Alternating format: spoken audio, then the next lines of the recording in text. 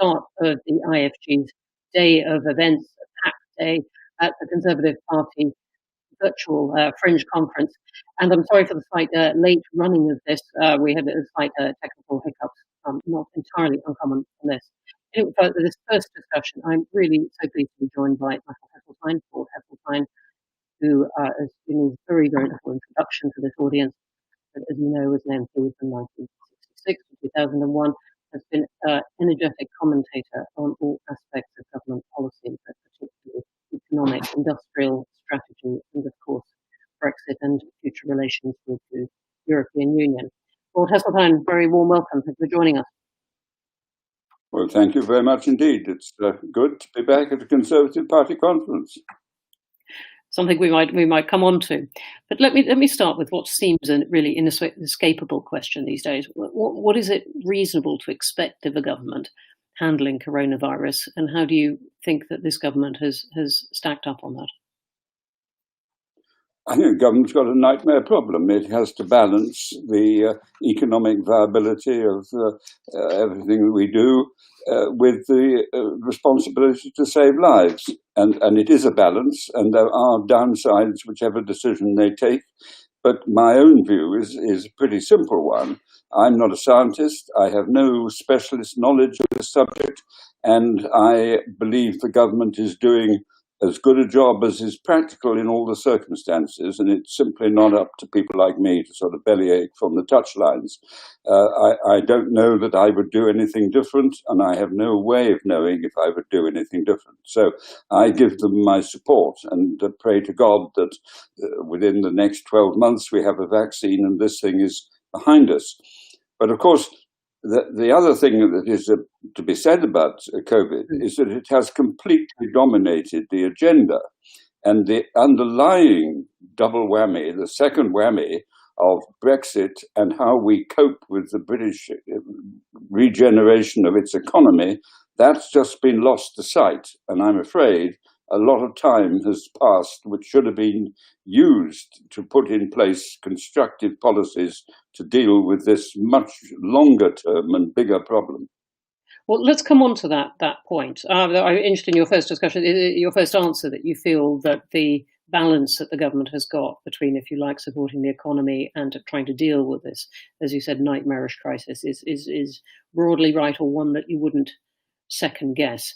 But let's come on to the economic policy. And as you said, the government came into office with a very ambitious agenda for levelling up and for developing parts of the country and for developing industry in a way that, as you've just described, has been blown aside. What do you think it needs to revive and hold on to from that agenda? Oh, I have no doubt at all that what they should already have done and ought now to be doing is to set up a coordinating committee of the principal departments responsible for economic policy. Obviously, the Treasury, trade and industry, housing, education, and others who have a stake in this debate. They need a powerful minister in charge of it. And the second thing they need to do is to recreate the regional offices of government.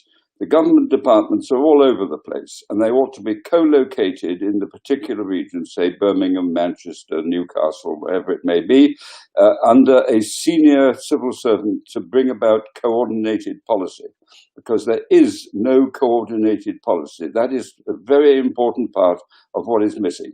The next thing they should do is to embrace the mayors of the big conurbations in devising and designing the policies relevant to their economies. They're all very different. Designing the policies relevant to regeneration in those areas. And when they've done that, they will have a significant part of the country covered in industrial strategy and economic initiatives. That leaves the non-conservation problem areas where they should go for unitary counties with directly elected mayors, and that would cover the rest of the country. All right, so that's very interesting. I mean, that is, if you like, a structural answer to this of how they should go about having these discussions, as you said, as a local level. As you said, all of these answers are going to be different. But can you give us a sense of exactly what you think that means at least some of these local areas? Does it mean more money? Does it mean more freedom to spend that money locally? Does it mean investment in science and technology, as this government is very enthusiastically saying? Um, and how do you fit this in with trade deals that the government may be wanting to do? What's the actual content of what it ought to be doing, supposing it had got together a structure as you've described? Well, I think, Bronwyn, the mere fact that you press me to answer reveals the problem that there is not a simple answer designed in Whitehall and imposed by civil servants in a conforming way across the country. That's why you have got to get people in charge of the local economies, Manchester, Birmingham, Newcastle, Bristol, Plymouth, the Solent, into the debate, because they know, first of all, the strengths, and secondly, the weaknesses. They know the opportunities, and they need to design policies based on future projections as they see it, in order to give the maximum stimulus to their economy. Now, you ask the key question, is there more money? It isn't a question of more money, it's a better use of the existing money.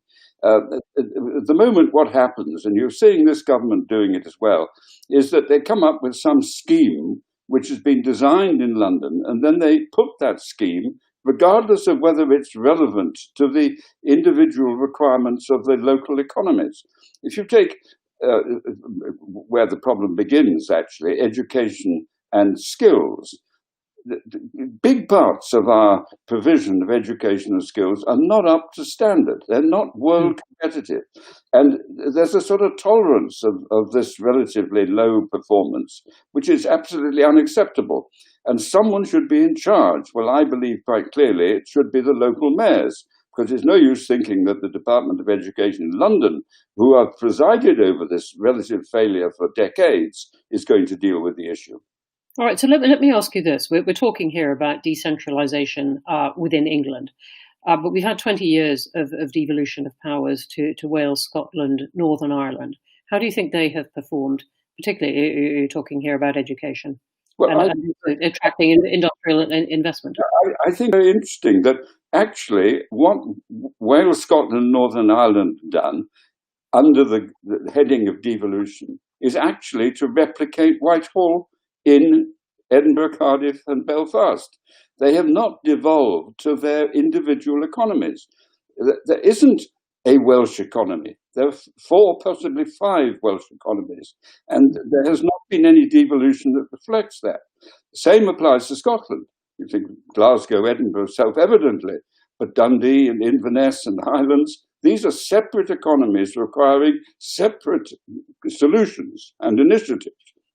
So we've not seen actually devolution. What we've seen is a compartmentalization of Whitehall.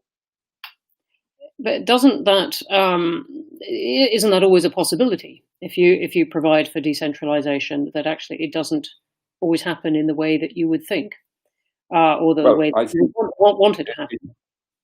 I don't believe that devolution is absolute, because there are so many areas where central government is in the end responsible, and you obviously take massive capital programs which have to be funded and distributed on behalf of the government and taxpayer.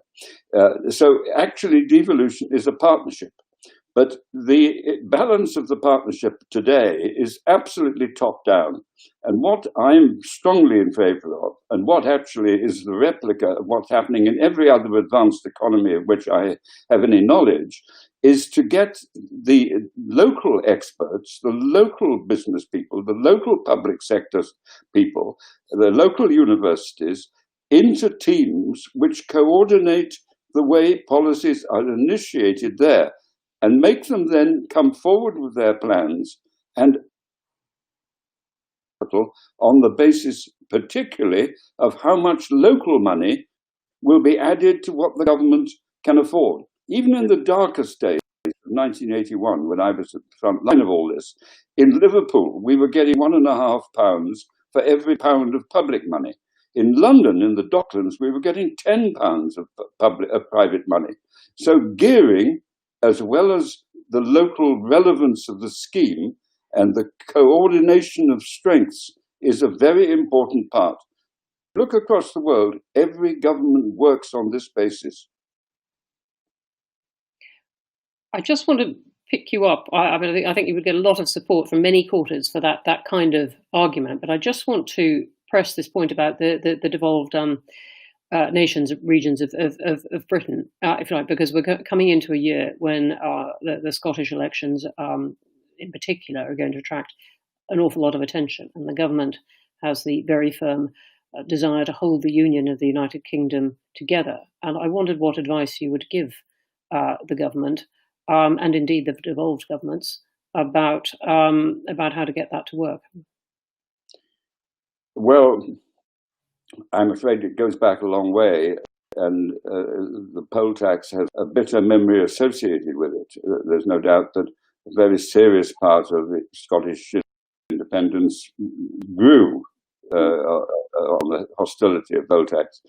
And the Tories, I'm afraid, have not, until Ruth Davidson came along, produced people who seemed to talk in a language that was sympathetic to the Scottish people. Now, Ruth Davidson made huge progress.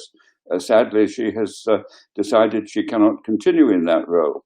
So the job can be done. The Conservatives can recover, but frankly, they've got to do it in a way that appeals to the Scottish people. And what do you think that is? So you've got the government here, Boris Johnson's government, wants to hold the union together. You're making a powerful argument for decentralisation, and I understand we're talking in your examples mainly about the England context, but we do have this very live question. Do you think the government ought to offer more devolved powers? Well, I think that I wouldn't take that off the agenda, because what I'm arguing for is very significant increases in devolved powers to the English local economies. And I think it's preposterous, frankly, that Birmingham and Manchester, bigger economies than Scotland, are shackled to Whitehall in the way that they are, whereas the Scots have got a degree of independence. So I'm in favour of a bottoms-up approach. What can be done locally, what is relevant locally, should at the very least have a significant local input, and the more power that it can have, the better I shall feel. Because, you see, all this issue about levelling up, if you think about it and think of the words, what's it mean? That some parts of the economy are going to be levelled up. How do you do that without levelling down the other ones? And does it mean that London is being held back in order to help the Midlands and the North? Well, that would be a preposterous concept and, frankly, quite unworkable. So basically, levelling up is the wrong word. What people really want is to feel that their areas are being developed to the maximum potential of the people there. They want to feel optimism. They want to feel that someone's on their side. They want to feel that the ideas that are being put forward are working and are tailor-made to their economy. Does coronavirus actually offer an opportunity for that? I mean, do you think the government is going to have to reach more to the local level at some point? Well, I think that the coronavirus thing has had one of those seismic effects that are usually associated with war. It hasn't, in my view, created new things. It has merely accelerated trends that were there anyway. If you take the high streets, it's quite obvious that people have been moving online or out of the high streets into periphery shopping centres. That now, as the little white van is everywhere, we're told the drones are coming. So that's one very obvious one. People, I don't believe that working in offices, massive offices, will ever be quite the same again. First of all, a lot of people have discovered that if you had 100 people, only 50 of them were in the office at any one time. It became very obvious. But in addition to that, there are a lot of people who can work from home who actually work in part-time circumstances more effectively from home. It saves them a lot of traveling time, but that actually means that you've got trouble with the major transport interfaces.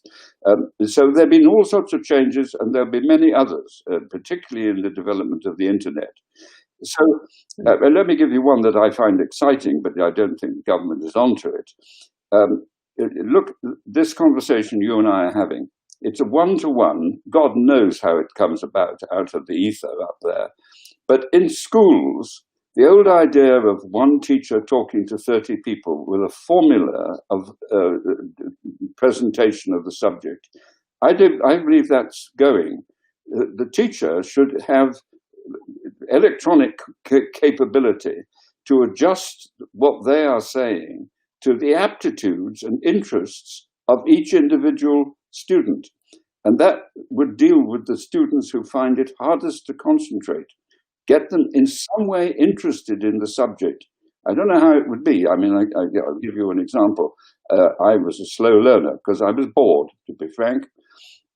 If you had lessons which taught me to count by showing me birds in some way, you'd have got my interest from the earliest ages. Now, this is fanciful stuff.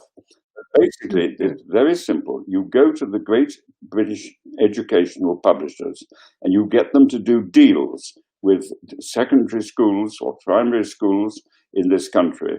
And you say, look, you help develop the technology to tailor-make bespoke education for children of all aptitudes and interests. That is a world-class opportunity. I'll give you another one. Water. Our rivers are not clean. They ought to be clean. And if you were to say, I think it should happen in Liverpool, clean the Mersey, 25 years from now, there will be no discharges into the Mersey. And we're going to make it a world experimental site. The cost, it's going to be paid anyway over the 25 years because all capital equipment will be replaced within 25 years. But if you tell people they've got to have standards that are absolute, then people will prepare. Consultants will come, small businesses will start up, initiatives will develop, and you'll be able to sell this British initiative worldwide to the world, which, in my view, democratically will demand clean water within a quarter of a century. Let me ask you that. So you mentioned in that very interesting long answer the question of planning and a bit what's happening to the high streets. And the government has brought out plans, suggested plans for much more house building. What do you think of those plans? And what is central government rightly going to do about this? And what should local government do? There is no doubt we need more housing.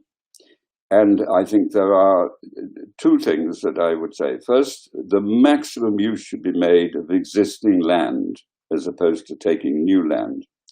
And that will need a very concerted government endeavour. If you look today at the situation, land is held in quangos, in government departments, all over the place, in local government, in the health service, on the transport systems, and everyone knows where it is. But what does not exist is a powerful body who has the ability to say that site is going to be absorbed into a housing initiative now. And that will be a scream of indignation across Whitehall, because they all want to hold on to it. At first, because they hope to sell it and get the money for their own departmental purposes. But there is no machinery in government to deal with this. Now, you could deal with it quite quickly by putting the local authorities, the elected mayors, in charge of identifying all these sites and then introduce a presumption they're going to be put up for development and let the owners resist and say, why not? You could do that just in the public sector, and it would release incredible acreages of land. My second view is that if you're going to intrude into the green belt, and there may be cases where, frankly, it isn't as green as you might think it was, then you should do a deal. with the public. You say, right, for every acre of green belt, despoiled green belt that we take, we will reclaim 10 acres of despoiled land and turn it into green. So there are lots of things you could do, but you've picked up several times in what you've said. This is all about management. It's not about just a sort of rush of blood to the political head. And what is wrong with this country is not the civil servants. I am appalled by the way that leaks come out of Number 10, vilifying the performance of our civil servants. The real weakness is ministerial, that ministers, for all sorts of reasons, too few of them have run anything, too few of them are prepared to break cover and stand up for what they believe to be right, too few of them are too ambitious who want to get on to the next job. Just people, I see all this stuff about the number of civil servants who change jobs. You look at the big jobs of secretaries of state. Look at the number of industry secretaries we've had, the number of housing ministers we've had. And before they're sitting at their chairs, they're on their way. It's something that the Institute points out a lot. And indeed, we offer ministers professional training or training in how to think about being a minister, if you like, because there's so many that have come from, quite understandably, from other backgrounds and suddenly pitch up in this job, which is a very difficult one and takes time. The point that you've just made.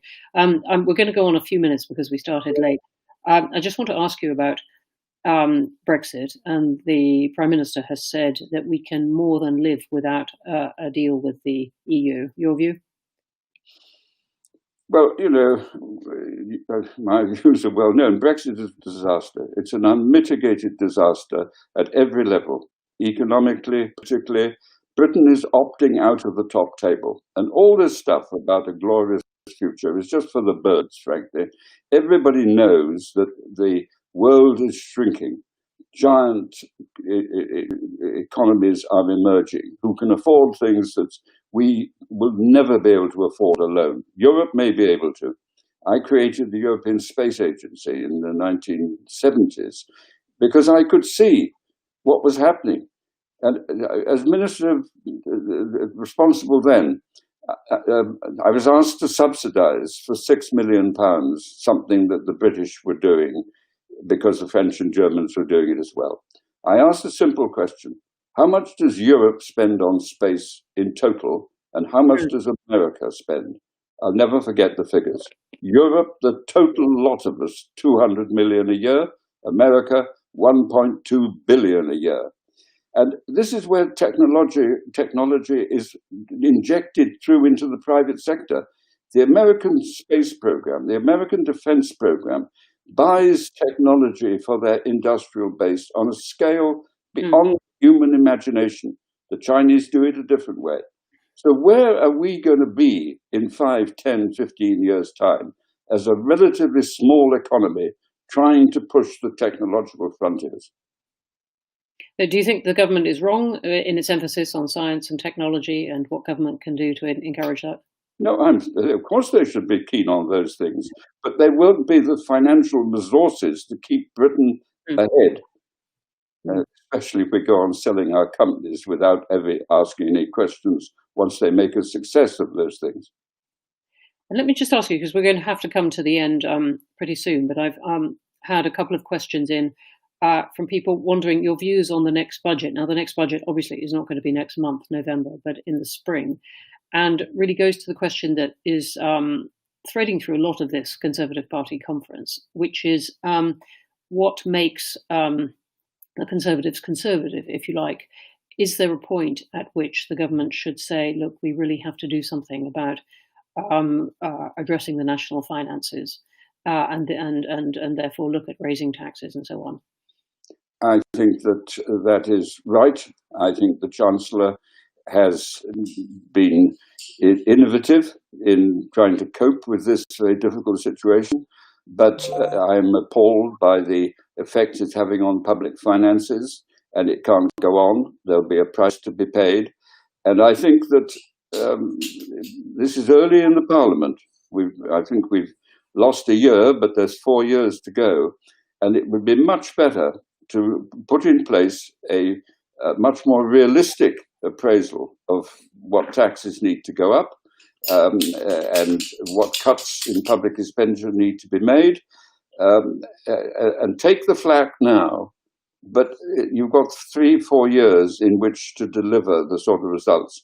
But if you don't incorporate the sort of changes that I outlined at the beginning about how we manage this country, then I am depressed about what the consequences could be. If we go on like this, sort of thinking that you can just buy your way out of trouble without the structural changes we need, that, I think, will cost us dear at the next election.